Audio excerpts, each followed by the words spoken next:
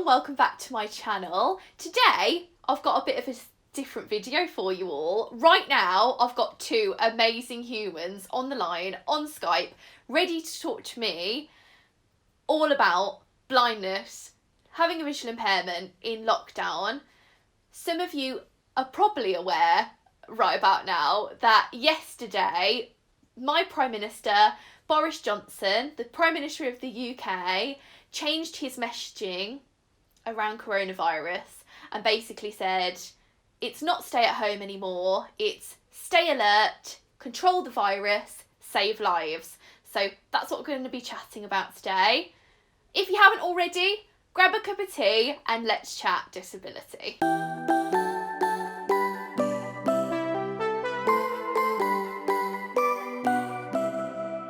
Right now on the line, broadcasting straight from their homes. First, we've got Dr. AMIT Patel, author, speaker and disability consultant. Hello, AMIT. Hello.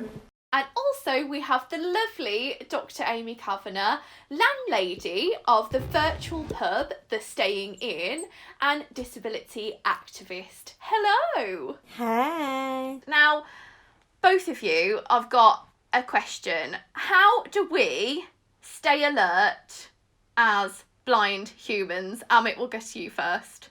How do we stay alert? I don't. Oh, that's hard. Yeah. That's a tricky one. I don't think we can. I think we now have to kind of pass it on to people who can stay alert to kind of make sure they don't bump into us. Or it's a difficult one. This one. I think when the announcement was out there, I don't think they quite understood just how society works, and everybody kind of has different abilities. I think a generic message doesn't work for everybody. So I think there's a bit of a blooper there. Yeah. What about you, Aim? How are you feeling about it all? Well, first of all, I was pretty annoyed that the announcement contained a series of silent, moving graphics that were not described. With my residual vision, I noticed that it wasn't the blurry blonde person anymore, and that there was some moving stuff on the screen, and my partner had to explain to me what it was showing because the speech did not match the graphics that were being shown. And that, plus the total absence of a British Sign Language interpreter, just is really adding insult to injury for the disabled community, I think. As far as staying alert is concerned, I find the British public aren't very alert most of the time, and they're not alert when they encounter us with white sticks and guide dogs. So I don't know how they're going to cope with an invisible virus necessarily. I think for myself, I am going to be staying home. I want to make sure that everyone around me and the people that I love are safe, and I don't really want to risk going out by myself at the moment. I have no need to, and I'm very lucky in that, I'm working from home, and also I have a sighted partner who can assist with things like shopping, but not everyone is in that situation.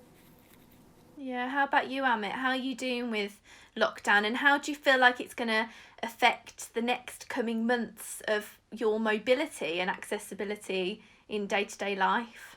I think it's going to impact more than a couple of months. I have to go out because of Kika. So obviously everything stopped very suddenly. So guide dog owners can't just stop their dogs going out. We have to keep that training ongoing. So even if it means a half an hour walk out in harness, that's what we have to do. So I tend to go out, but I tend to go out very early in the morning or very late at night. Seema, my partner, will take Kika out on a walk on the lead. But it's not the same. And the one thing we've actually noticed is her mood has completely kind of gone into that whole I'm bored. It's like having a very, very disgruntled young person in the house. She's very annoying at the moment because she will just kind of hit your legs just to say let's get out. But having two kids around, we make it into a game. We kind of do something. But it's difficult. It's the shopping issue is a massive thing. It took us 4 or 5 weeks to get on the priority list, and before that, my wife Seema had the flu, so I had to go out. So I had no choice. But I think I think we've kind of got into a rhythm now.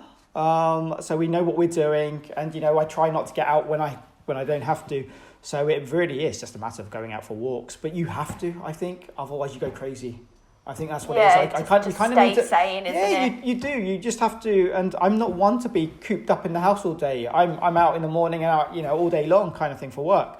So and also having this year was supposed to be an amazing year, especially with the book coming out. So many book festivals. We're supposed to be in the States in 3 weeks' time for the launch of the book in America. So everything has kind of been put on hold. So I'm trying to work from home when I can. Not the same. And the hard thing is trying to do all this technology, trying new technologies out when I'm not quite sure what I'm doing. So half the time, I'm not even facing the camera, or the camera's not even facing me, and it's just looking at Kika, which is quite funny. We did an American breakfast show just a couple of days ago, and the entire show was looking at Kika sleeping while I was talking because I didn't have the camera faced me, and they thought that was more fun. So we carried on. But equally, it's a bit crazy with technology at the moment. Yeah. With Zoom and everything, how accessible is all of this going for you, Amy? I found, so I only use a screen reader and voiceover sometimes. I found Zoom pretty good. They have good options for enlarging text. I have my friends that are more experienced screen reader users did say to me Zoom is one of the best. For the pub as well, what works really, really successfully for Zoom is, unlike other softwares, you can pin and have a fixed video. And that works really well for the British Sign Language interpreters, because otherwise it switches from speaker view, so the video pops up and shows different faces based on what someone is saying. But I can set it up so it just shows on the big screen the interpreter, and then deaf BSL users can participate in our events. But yeah, I think there is a bonus. I think there's a lot of people who are using remote technologies for the first time, and I think hopefully it's going to improve awareness for the job market. We're going to see that in the future people can work remotely, people who need to maybe work from home.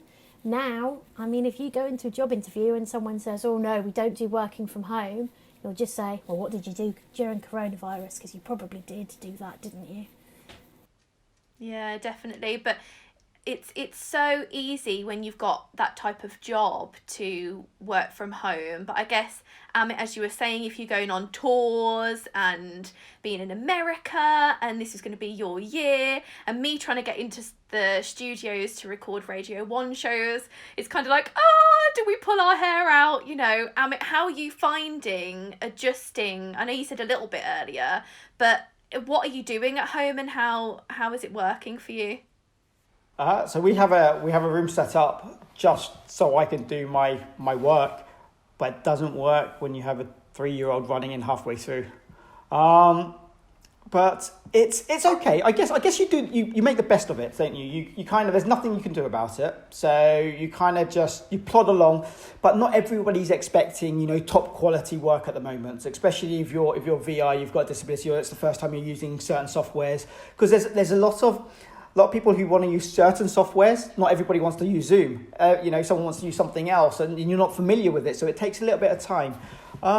But you know what? You just get on with it. It's a bit of a challenge. I like a challenge. Bring it on. Yeah, I think both of you are people are like, yes, let's bring on this challenge. Let's do this. The activism will go on. Keep tweeting and carry on. I think that literally should be on both of your t-shirts. Really cool. I think it's scary for the whole population what we're facing, let alone for the blind community. What are you looking towards, getting out and being out of lockdown and the future after this? Because obviously we've mentioned a few things that may change, attitudes towards working from home, but are we thinking about going on a train again? Are there going to be systems that are very visual that we can't sort of assess the situation around us, where there's going to be like carriages cordoned off? What do you predict for the future? I'll go to Amit first. I don't think anybody quite knows what's kind of in the future. I think it's going to be very much, I think what the government are doing is let's try and see. Let's see what the public are doing. And I think they're kind of assessing it by that. Well, Boris Johnson came out with the announcements yesterday, and today the trains were packed. The roads are busy. My walk this morning, very early in the morning, normally for the last 6-7 weeks, I haven't seen any cars, I haven't heard any cars. And today it was quite busy. There was a lot more people out and about. I think it's a whole awareness thing. I think a lot of people, because they can't see it, it's not there. And that's the problem. You can't physically see the coronavirus. It's not there. It hasn't affected them, so it's not going to affect them. So a lot of this is down to minds, their attitudes towards it. You bring in someone like myself and Amy, who can't. You kind of have to rely on people to move out of our way. You kind of think, well, do you want to risk going on a train? I think a lot of people are going to wait for it to kind of calm right down. A lot of people I've been talking to are saying, they're not prepared to go into work until the end of the year anyway. Especially, I've got a son who starts school in September. We're not sure whether the school's going to be safe enough for him to start in September. There's no way we want to send him in beforehand because the government are saying maybe June, maybe early July. And I think that's just way too soon. So I think it is just a matter of wait and see. So I'm quite comfortable sitting here and kind of working from home as much as I can. There's a lot of stuff I have to put off, and you have to be realistic about it because I think it's impacted a lot of people. So it's very difficult to try and control things that you can't control, and it's easy to get frustrated about that as well. So with a lot of this, you kind of just have to let it go and just kind of take it as it is, and just kind of take every day as it comes. And you never know. It could be. There could be a cure very soon, or it could just take a year for it to kind of get out the system. But it's just a matter of actually just being patient. Yeah. Are we worried, though? Because you mentioned, getting out and about in September with your boy. Social distancing is going to be a problem. Now everyone maybe is pouring out onto the streets. Is that a worry, Amy? Yeah, I'm worried about it. You are both guide dog owners, but you have used white canes in the past, and as I'm sure you've covered before, but using a white cane, you have to bump into the object first to find it. Now, I'm quite short, so my cane is only 125 centimetres.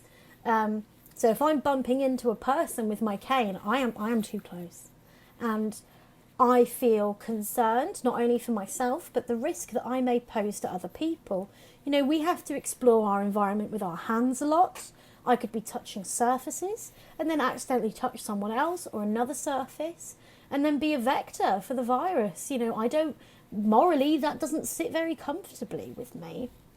I did have an experience of going to the shop by myself once. I found it extremely challenging and exhausting, even in a very small little Tesco's. I'm trying to keep my cane skills up because you do need to. And I'm going out on some walks guided by my partner, and we're going to a large supermarket once a fortnight, and I'm using my cane there and being guided by him. But, I'm not going to feel comfortable going out independently until the situation is safer for other people. I'm not clinically vulnerable. I don't have a medical condition that means that I'm more immunocompromised, but I know a lot of people that are. And I just, the idea of me, for example, putting my hand under the box at the pedestrian crossing to feel for the spinning cone, touching that, and then touching something in a shop, and then touching, a grab rail on the tube. And what if someone else touches that and takes it home to a vulnerable person? I just, I have the privilege that I can be at home, I can work from home, and, I'm going to stay in for a while. After all of that, do we think that we are, as the blind community, going to be the last on the list for getting out and about, AMIT? I think so. I think people are aware of their, it's difficult to be out and about if you can't see. And it's, even when on a good day, you still bump into, as Amy says, you still kind of bump into people. It's that daily commute you do in the mornings, or in the evenings, or you're just walking down the street. So if you can, I don't think anybody really wants to put themselves in danger. They don't want to bring the virus home with them. They don't want to be out and about when they don't really need to be. I think if you can work from home, I think a lot of people will do. But with the VI community as well. If you've kind of lost your sight later on in life, you've gone through that period where you haven't left the house, you felt very uncomfortable, you've lost your independence, your motivation, and so you've kind of been there. So when all this happened, I kind of looked back and thought, well, when I hear stories about people who are going crazy after 2 weeks of lockdown, I kind of think, well, I was home for 3 months. I didn't leave the house for 3 months. And that was a scary period. And we've kind of come back to that again. So for me, it was a little bit easier to kind of adjust. For a lot of people, it isn't. And people want their social lives back. People want to go out and mingle. People want to do everyday things. But you have to be realistic. I think VIs are probably going to be the last to actually step out the door and actually feel comfortable. But let's hope it's not, it's not too far down the line. Yeah, I think that's really important message, Amit. I mean, I'm certainly sitting here thinking, I lost my sight at 17 and I'm a pro at this, we can do this. I have felt low at some points, but you've just got to carry on. And I mean, both of you have been amazing today at talking about how you find, how the rest of 2020 may potentially go for us all, but what is your last message to those who are maybe feeling down and they're listening to this and they've got a visual impairment like all of us? What would you say? Amy, first with you, hun. Well, obviously I've got to do a plug for the staying in, right? Of course. There are spaces out there where you can find friendly connections. The staying in is one of them. We are accessible as possible. We have a weekly quiz. We share skills. We have interesting talks. It's a great way to keep connected. We are going to have some visual impairment to tech specific sessions for anyone that is struggling with things like Hangouts or Teams or whatever, going over some of that with my screen reader experts. I would also say that, and I know probably Amit will agree with me here, there's a lot of organisations that are there to support you if you are having a hard time.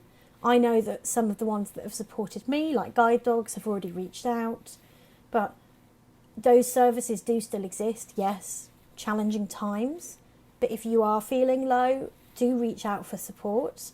And, the online communities for that more informal support, it is there. And I've found that a lot of people are stepping up. Like, just one quick anecdote. Somebody knocked on the door yesterday, and my partner opened it, and they said, oh, just so you know, a big branch has fallen down across a tree on the pavement, and I know your girlfriend's blind, so just in case she was going out, I just wanted to let you know. And I have felt more community spirit, and I think that might be one of the really positive legacies of this period. That is so lovely. I find that as well. I'm out chatting to my neighbours. You do feel supported, and finally getting on the priority waiting list for Tesco is always good. What about you, Bud? What's your main message to those struggling? Do you know what I think one of the biggest thing is you can get every time you turn on the news or you put the radio on, it's very negative. It's very, very, so kind of limit how much you actually listen to all of that and watch, and have the radio on in the background. Fill your house with stuff that makes you happy, music, ebooks, audiobooks, whatever it takes to put that smile on your face. Because the one thing is I find that it's the small wins that kind of add up to that big win. Do something that you've never had time to do before, or try out new things, or join clubs online. Go to Amy's virtual pub. Kind of get onto something that you may not have ever had time to do before, or you're kind of feeling a bit low. You kind of want to talk to people who understand what you're going through, maybe. Because the hardest thing is when you talk to someone, they say, oh, I understand. But do they really understand? Do they really understand what sight loss is really like if you're on your own, or you're just locked in your house day in, day out? So, surround yourself virtually with things that make you happy. Something that puts that smile on your face. Something that gets you dancing around your kitchen or living room just even for 5 minutes. it's just that state of mind. It's keeping yourself active and positive about things, because it will get easier. We all know it's going to get easier, but it's that hardship right at the beginning, you know, which is difficult. And remember, we're all of this happening to everybody. We're in it together. We're all in the same boat. So reach out. You know, if you feel you need to talk to someone, reach out. Don't be afraid to. Yeah, we all need a bit of Taylor Swift, Shake It Off. Absolutely. Dancing in, yeah. Absolutely. That's every day in our house. That's what we need to do. Yeah. We do. You know what? Having both of you on Skype today has really cheered me up. So thank you for being you. Thank you for being amazing activists in our community. And I know people will find comfort in hearing you both today. Don't forget to like, comment, subscribe, everyone. I hope you really enjoyed this video. Check the links below, because Amit and Amy are brilliant, and all of their links will be in the description box. So yeah, I really hope you got something from this today, and I will see you very soon for a new one. Bye guys, bye.